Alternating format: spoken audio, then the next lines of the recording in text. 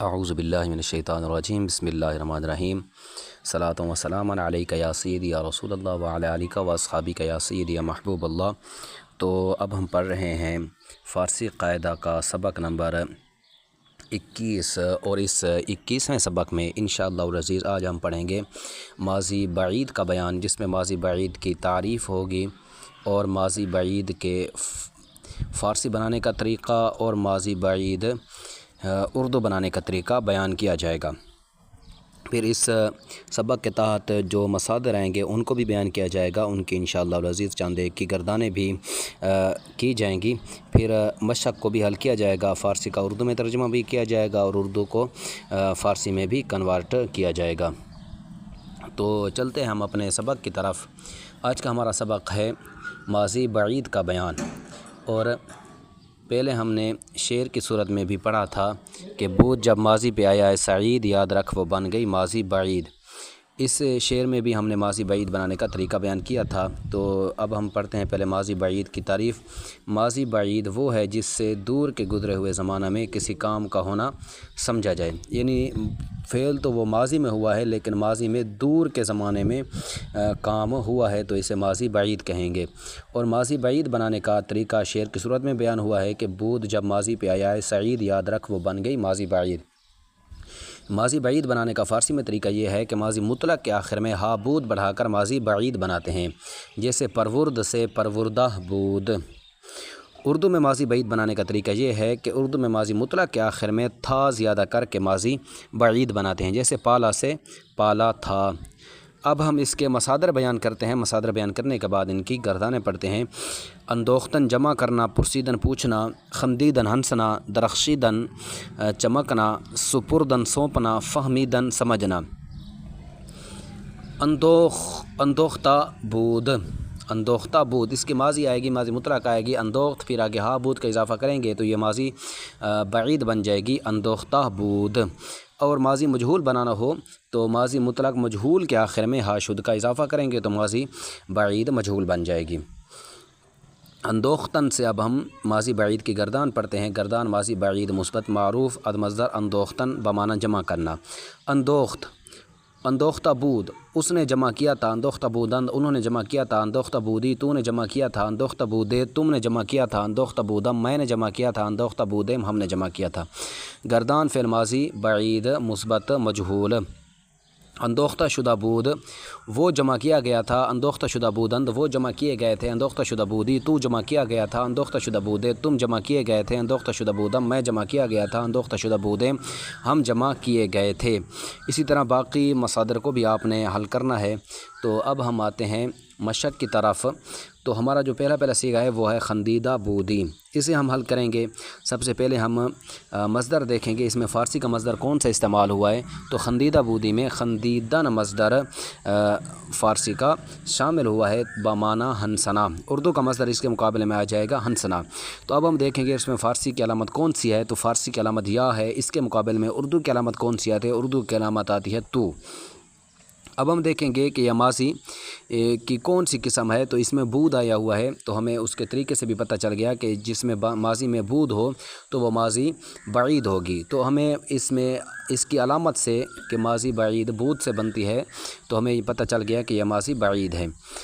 اب معروف ہے یا مجہول، اگر اس میں شد ہوگا تو مجہول ہوگی، اگر شد نہیں ہوگا تو پھر وہ معروف ہوگی۔ اس میں شد نہیں ہے تو یہ ماضی معروف ہے۔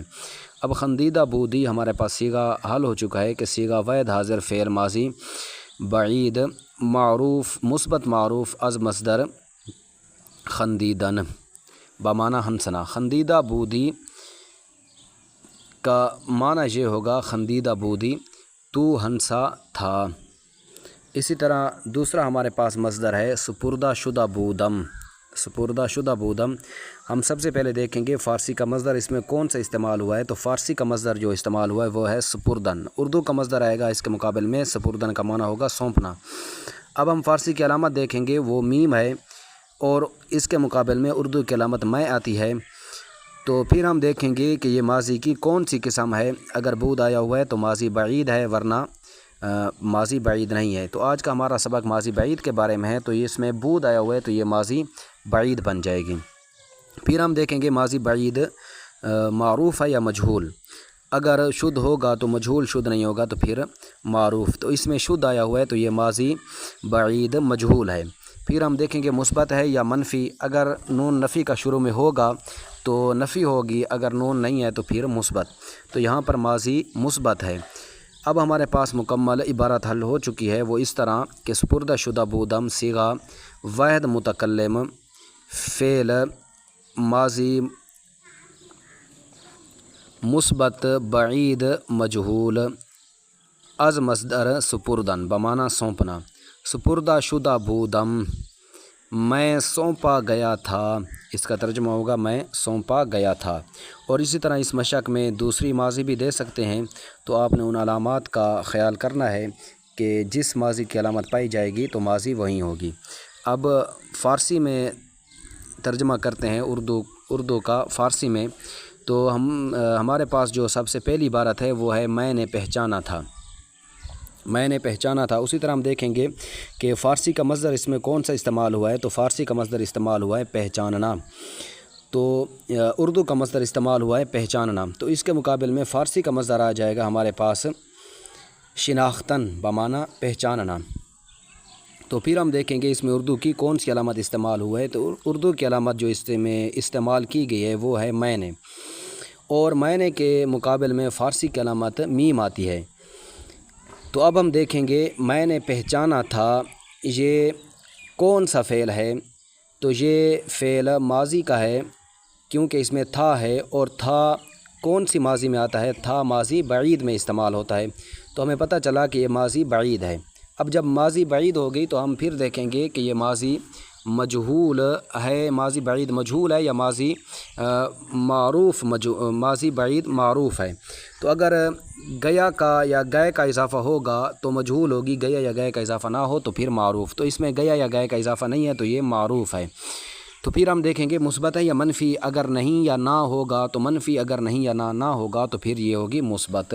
تو اب ہمارے پاس مکمل عبارت حل ہو چکی ہے بئیں طور کہ میں نے پہچانا تھا صیغہ واحد متکلم فعل ماضی بعید مثبت معروف از مصدر پہچاننا شناختن.